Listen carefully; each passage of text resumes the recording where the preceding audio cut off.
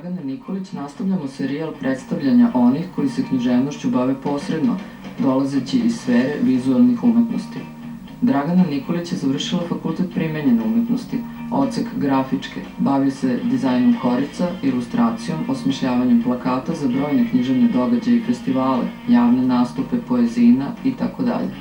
Za sobom već ima veliki broj ostvarenih artefakata, učešća na izložbama kao i nagrađenih radova. Nalazimo se trenutno u zgradi Bigza na 6. spratu, jednom od najznačajnijih mesta trenutno što se tiče neke alternativne kulture.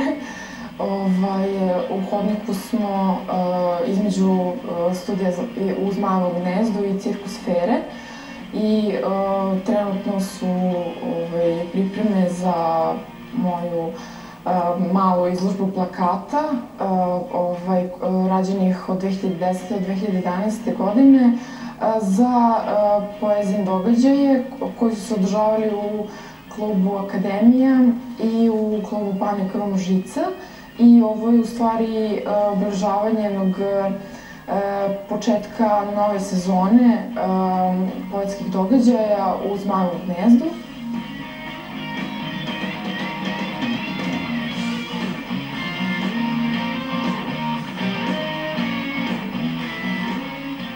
Još u srednjoj školi, znači dok sam bila u srednjoj umetničkoj školi u Nišu, sam kao maturski rad radila koricu za knjigu Branka Miljkovića koja je kasnije štampana i to je bio moj prvi rad.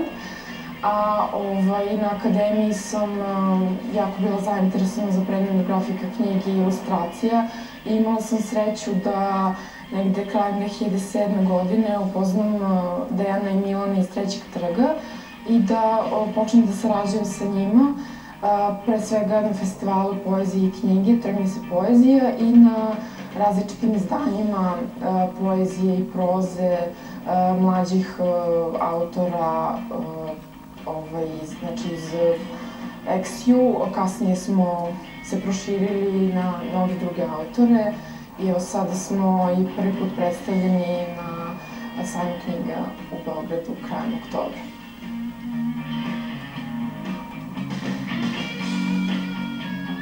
Pošto smo mi mali tim i otprilike trudimo se da pokrijemo što više stvari, mislim da svi radimo i onda na većini poetskih događaja sam ja bila i dizajner i fotograf i prosto pošto sam pratila sve te događaje, logično je bilo da i fotografišem i naravno jako mi je bilo interesantno i upoznati sve te autore, imati i na neki način nešto zabeleženo kod njihovu fotografiju koju možemo i predstaviti kasnije.